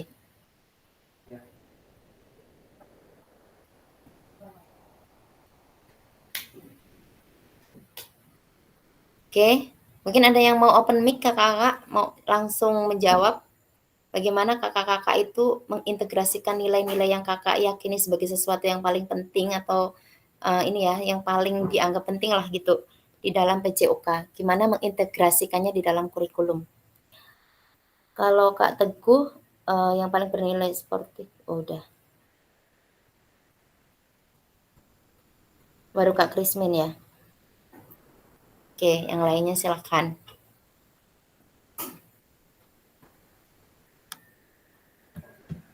Silakan Kak Gusti, open mic untuk menjawab pertanyaan nomor 2 atau nomor 3 nih yang mau dijawab dulu nih. Yang terakhir Kak, yang ketiga. Oke, siap. Gimana? Adalah, untuk mengintegrasikan di sini mungkin pertama kita lihat analisis kebutuhan siswa, terus berikutnya integrasi kesehatan, terus penilaian ini beragam, maksudnya menggunakan berbagai bentuk penilaian kognitif, terus psikomotor dan afektif. Terus yang terakhir ini pendidikan karakter. Dalam artian maksudnya pendidikan karakter ini menanamkan nilai seperti sportivitas, kerjasama, dan disiplin. Nah ini mungkin biasanya sering kita temui di saat praktek di lapangan. Mungkin hanya itu aja Kak dari saya. Oke, kalau nilai yang paling penting menurut Kak Gusti apa? Nilai yang paling penting harus mereka kuasai di PJOK? Menurut saya sih karakter Kak, kalau menurut saya. Karena Oke, karakter. di sini, Oke, siap. Berarti karakter itu diintegrasikan dengan kurikulum itu dengan cara tadi yang mengidentifikasi apa sih tadi yang pertama Kak tuh? Karakteristik siswa murid ya? Iya, Kak. Oke. Selanjutnya kita persilakan Kak Teguh untuk menjawab pertanyaan dulu ya. Silakan Kak Teguh. Oke, saya coba nomor 3 Kak ya. Ya. Tadi integrasi itu ya. Menurut saya Ya, itu integrasi nilai yang paling penting. Jadi nomor 2 tadi kan tentang nilai apa yang menurut kakak-kakak paling penting kan di PJOK. Nah, nilai itu gimana cara mengintegrasikannya dengan kurikulum? ya pertama mungkin menurut saya itu integrasi dan PJOK paling penting itu adalah disiplin Kak. Disiplin lalu sportif tadi saya bilang nomor 2 itu sportif, lalu tanggung jawab serta kerjasamanya. Oke. Terus gimana cara mengintegrasikannya dengan kurikulum, nilai-nilai tersebut? Mengintegrasikannya dengan cara itu tadi yang kerjasama tim misalnya dalam suatu pertandingan itu kerjasamanya dan sportifnya itu. Oke, baik. Kak Teguh sudah, saya akan baca yang di ya. Tadi. Bentar.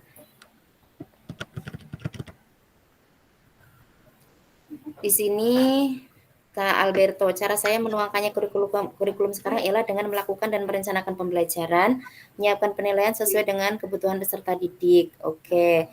Kak Vinus dengan memahami kebutuhan dan minat siswa, kemudian menyesuaikan metode pembelajaran sehingga yang disampaikan bisa tercapai.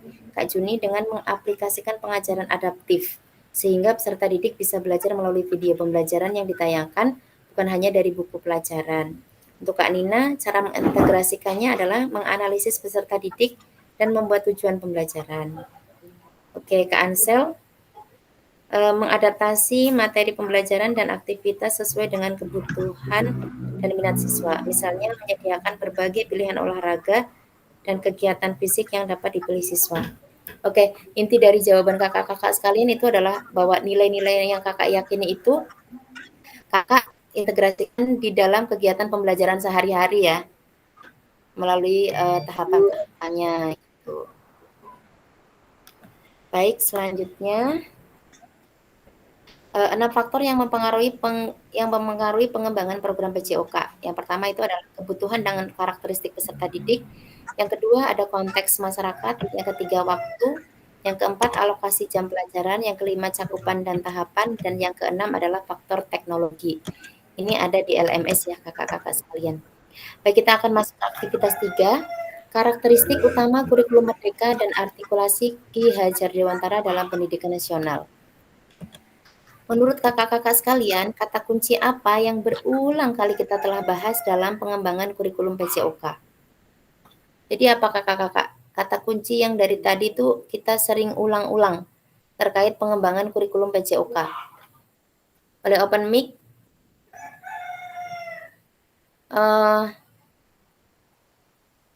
Kak Vinus mungkin? Kita diwakili 1 orang ya. Nanti kalau misalnya ada yang mau menanggapi lagi boleh. Silakan Kak Vinus. Kata kunci apa sih yang berulang kali kita telah bahas dalam pengembangan kurikulum PJOK tadi?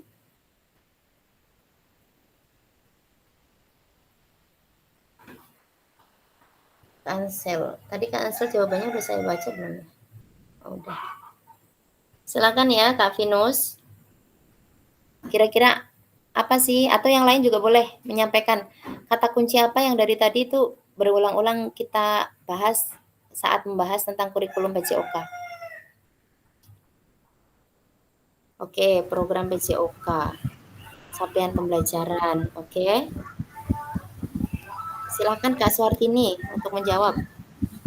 Tadi sih tidak lepas dari kata kuncinya itu tak lepas dari keterampilan fisik, kesehatan kebugaran, karakter dan etika, integritas, Oke, ya. multidisiplin, dan lain-lain. Nah, tadi yang disampaikan oleh Kak, ya ini yang disebutkan oleh teman-teman benar ya. Benar ya, kata kunci ini juga sering kita dengarkan tadi ada program PJOK, CP, TP, ya. Dan juga sebenarnya yang dikatakan oleh Kak Tini itu, intinya yang banyak-banyak tadi itu diringkasnya di 3 macam sebenarnya Kakak-kakak, yaitu sikap, kayak disiplin, karakter itu kan masuk sikap ya.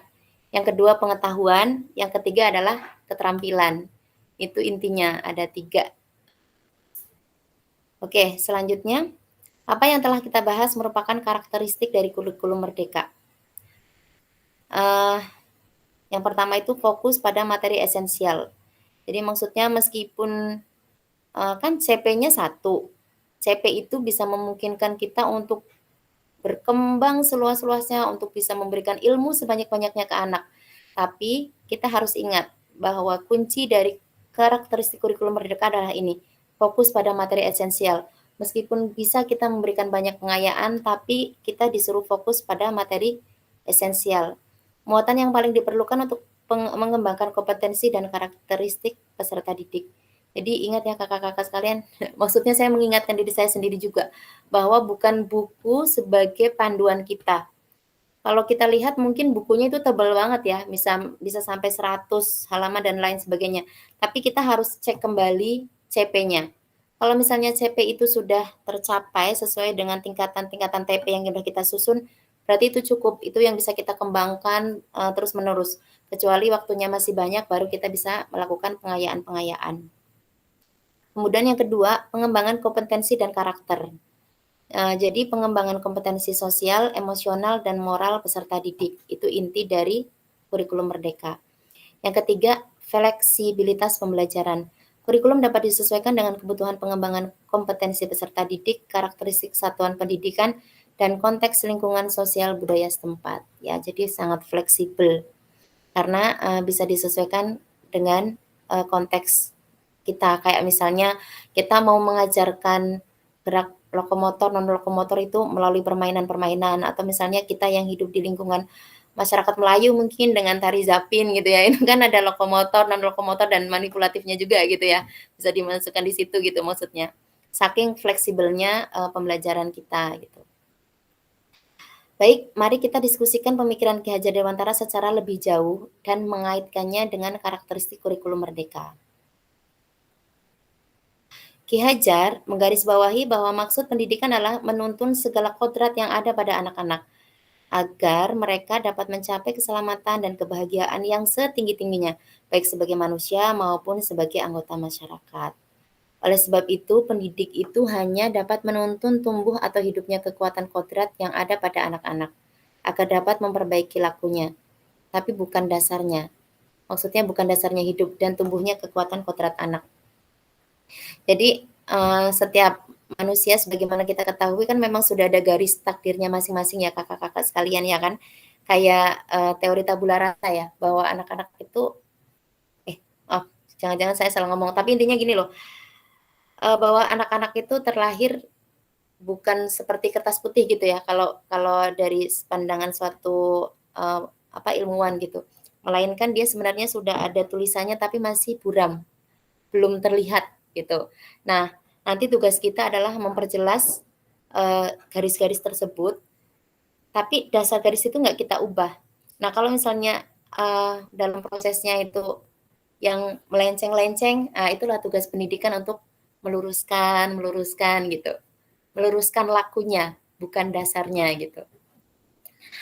Jadi itu adalah fungsi dari pendidikan menurut Ki Hajar Dewantara. Baik, pada sesi kita hari ini, kita sudah hampir akhir ya kakak-kakak sekalian, ini udah jam 15. Tadi kita mulai jam 15.40, jam 13.40, dan sempat kita itu menunggu proses rekaman tadi ya. Jadi kita akan mengakhiri minimal itu di jam 15.15. Baik, pada akhir sesi kita hari ini teman-teman, yang pertama itu peserta dapat memahami 3 karakteristik utama kurikulum Merdeka serta keterkaitannya dengan prinsip Ki Hajar Dewantara. Yang kedua, peserta mampu memahami pengembangan kurikulum PJOK. Yang ketiga, peserta mampu memahami penyusunan program PJOK yang berkualitas dengan backward design. Jadi nanti kakak-kakak itu akan diminta untuk membuat backward design kakak-kakak. Jadi saya belum ngecek apakah itu tugasnya itu setelah ini atau bukan, tapi backward design itu nanti jadi kakak-kakak kan diminta membuat modul ajar, sama membuat terserah kakak-kakak boleh milih mau modul ajar atau RPP boleh. Bahkan misalnya kakak-kakak masih kurikulum 2013 pun kakak-kakak tetap boleh misalnya kakak-kakak sudah kurikulum merdeka pun kakak-kakak boleh memilih mau tetap nyaman menggunakan RPP atau modul ajar. Tapi walaupun misalnya menggunakan 3 ini, nanti kakak-kakak tetap diminta untuk membuat backward design-nya terlebih dahulu. Jadi letakkan di paling atas. Jadi misalnya bawahnya adalah dokumen RPP atau dokumen modul ajar, atasnya backward design. Isi backward design itu yang pertama tujuan, yang kedua penilaian yang akan kakak-kakak gunakan untuk bisa mencapai tujuan tersebut, dan yang ketiga adalah langkah-langkah pembelajarannya. Di langkah-langkah pembelajaran di backward design itu kakak-kakak boleh langsung langkah-langkah utamanya aja, langkah intinya gitu loh. Jadi langkah-langkah supaya tujuan ini tercapai. Nanti kalau di di modul ajarnya baru lengkap ya. Kayak misalnya ada identitasnya, ada tujuannya, ada metode, ada strategi, ada medianya gitu. Silahkan di itu. Tapi harus ada backward design-nya terlebih dahulu ya di bagian atasnya begitu. Atau kakak-kakak boleh ini kalau misalnya gini, saya sudah buat backward design, saya nggak mau buat modul ajar atau saya nggak mau bikin RPP gitu. Kalau saya sebagai penilai saya perbolehkan. Jadi misalnya kakak-kakak hanya akan membuat backward design-nya aja gitu, saya perbolehkan. Itu sebagai acuan kakak-kakak mengajar gitu. Ngomong-ngomong kakak-kakak udah siap buat RPP dan ini modul ajarnya? Praktek pembelajaran yang akan di upload di tanggal 8? Sudah tadi Kak. Sip. Ngebut saya karena hari Senin kan kita udah UTS nih. Hari Senin kita udah UTS tanggal 1 sampai tanggal 5 ya? Ya, sementara kita tanggal 8 udah harus ngupload. Ya, Dadakan benar. juga tadi tuh cepat-cepat saya. Karena mau kerja Iya, bakti. Gitu ya, kalau hari itu yang kemarin kita bahas di awal betapa seringnya waktu pembelajaran PJOK itu digunakan untuk kerja bakti ya. Kalau kakak-kakak yang lain gimana? Kak Gusti udah sudah rekaman? Maksudnya udah syuting pembelajaran? Belum Kak, mungkin minggu depan insya Allah siap. Oke, Kak Teguh gimana? Kak Teguh apakah sudah selesai? Belum nggak, nanti mungkin minggu depan juga sama kayak kawan. Kalau RPP-nya udah, RPP atau modul ajarnya udah? Udah, buat modul udah Pak. Oke. Boleh ya yang sudah selesai itu modul ajarnya dilengkapi dengan backward design-nya di atasnya ya. Pasti lebih mudah kan karena kakak-kakak sekalian udah buat gitu. Jadi tinggal disisipkan backward design di atasnya. Kan tinggal copy aja, tujuannya di copy, bawahnya asesmennya di copy, habis itu langkah-langkah utamanya di copy gitu kan malah lebih mudah. Untuk Kak Venus, apakah sudah sudah mengambil video?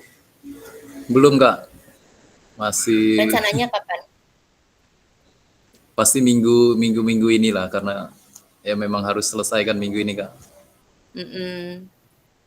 Kalau untuk Kak Suartini udah, Kak Nina gimana? Kak Nina udah belum? Kalau saya juga sekalian mau untuk yang UP nih ya, yang PPG-nya. Oh ya benar-benar. Cuma di situ kan 2 kali 35 JP. menit. Iya. Jadi yang punya kita kemarin tuh hanya 30 menit ya. Apa enggak kepanjangan ya punya saya gitu. Yang mau saya tanyakan tuh. Iya. Sebenarnya nggak bisa. Gini Kak, Kakak kan belum praktek kan?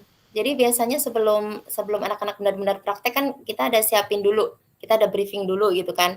Nah, anggap Kakak itu pengambilan gambar pertama itu yang untuk persiapan yang 2 JP gitu loh. Ini jadi kayak misalnya kakak ada tahapan praktek 1-1 misalnya atau kelompoknya ada kalau misalnya menggunakan sistem kelompok ada 3 atau 4 tim yang main. Nah, di yang untuk pemenuhan PJOK itu cukup 1 tim aja yang main gitu.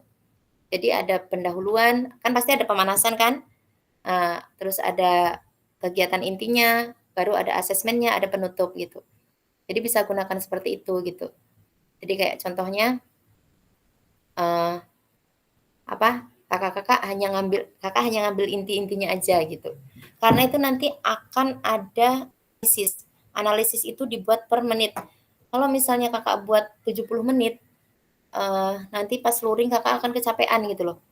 Karena itu kayak gini, nanti kakak-kakak bilang, "Semangat!" Itu kan dihitung, oh mengucapkan semangat 1 kali gitu, akan dihitung seperti itu. Maksudnya, reward berupa kata-kata positif itu berapa kali gitu misalnya. Apakah kakak-kakak ada, mengucapkan kata-kata negatif kayak gitu juga akan dianalisis dari video tersebut. Itu kenapa dasarnya, di tugas itu hanya 30 menit gitu, karena untuk mempermudah kakak-kakak sih sebenarnya. Kalau Kak Krismin gimana? Apakah sudah? Belum, Kak. Kemungkinan besar Oke. minggu ini lah. Siap. Untuk Kak Alberto?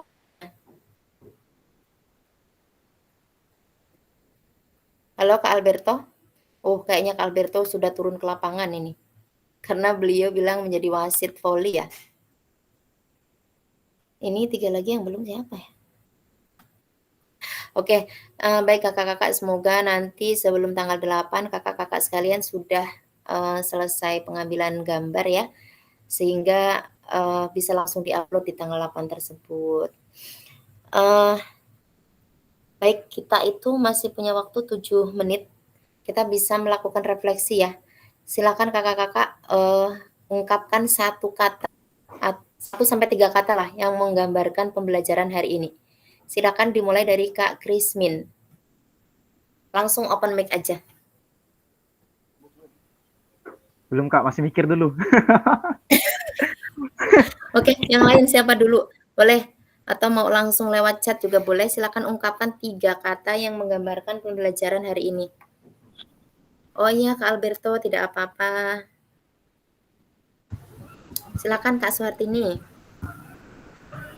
Keterampilan, pengetahuan, dan sikap. Yes, mantap. Oke. Ya, yang lain silakan 3 kata untuk refleksi hari ini.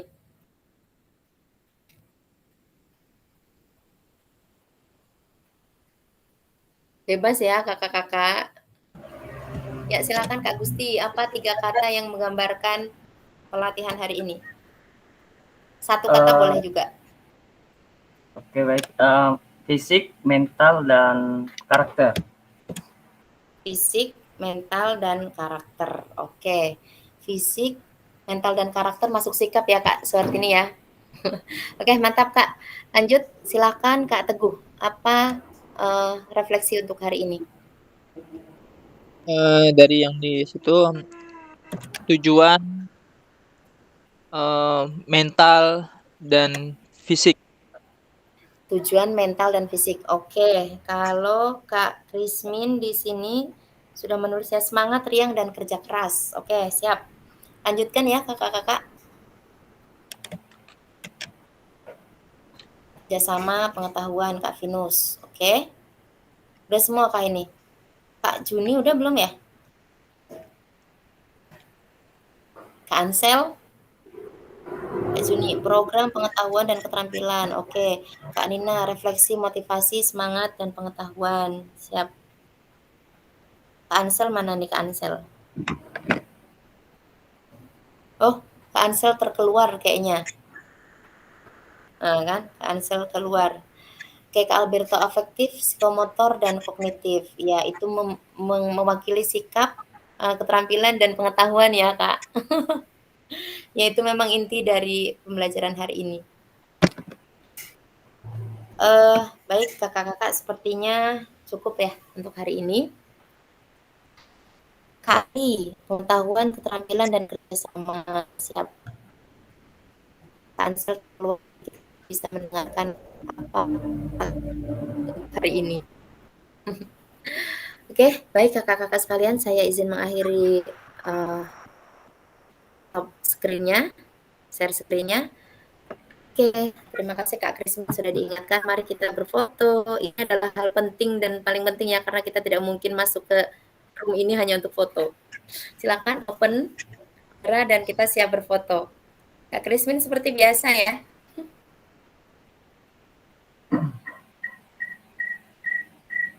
Kak Gusti. Oke, udah. Saya pakai 2 akun ya, Kak. Oke, siap. Iya, nggak apa-apa. Oke, dah. Oke.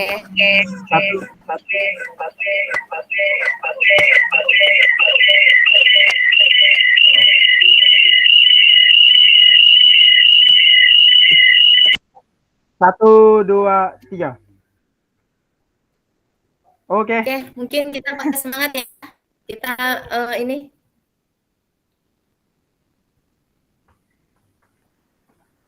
Satu, dua, tiga. Oke. Oke, siap. Terima kasih kakak-kakak sekalian untuk hari ini. Kita akan bertemu lagi, ini kan Sabtu ya, kalau nggak salah di hari Kamis atau Rabu gitu, saya lupa. Pokoknya intinya minggu depan gitu, kita akan ketemu 4 kali lagi sebelum kita ketemu luring di Sanggau. Baik kakak-kakak, untuk hari ini kita gimana? Kalau hari Kamis nih kayaknya saya mau minta izin lah nih. Ya, nggak apa-apa. Kan Kak Tini Ada itu wisuda, juga. Kak. Oh, Ya, Kak. selamat. Saya juga, Kak Tini Kak. wisuda S2 Kak? Iya. Saya izin juga, Kak, ya. Maaf, Kak. Kak Gusti juga sama ya? Sama dengan Kak Tini Kak? Ya, sama, Kak. Oke, siap-siap selamat ya untuk Kak Tini dan Kak Gusti. Tidak apa-apa, karena kita kan boleh izin 2 kali ya. Itu sebagai syarat kelulusan. Oke, kakak-kakak sekalian, mari kita akhiri hari ini dengan berdoa. Siapa Kak Krismin yang menutup doa hari ini? Tadi kan pertama pas awal masuk itu saya minta Kak Suhartini kan. Tapi saya dialihkan ke saya kan. Kak Suhartini, baik, tolong. silakan Kak Suhartini. Ya Rabbana, belum pernah perempuan nih baca doa nih.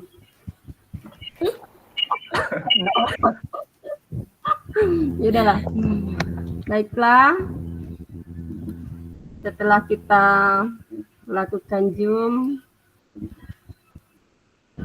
patut kita syukuri dan marilah kita berterima kasih kepada Allah Subhanahu wa taala untuk memanjatkan doa. Untuk mengakhiri Zoom meeting ini, marilah kita berdoa menurut agama dan kepercayaannya masing-masing. Doa mulai.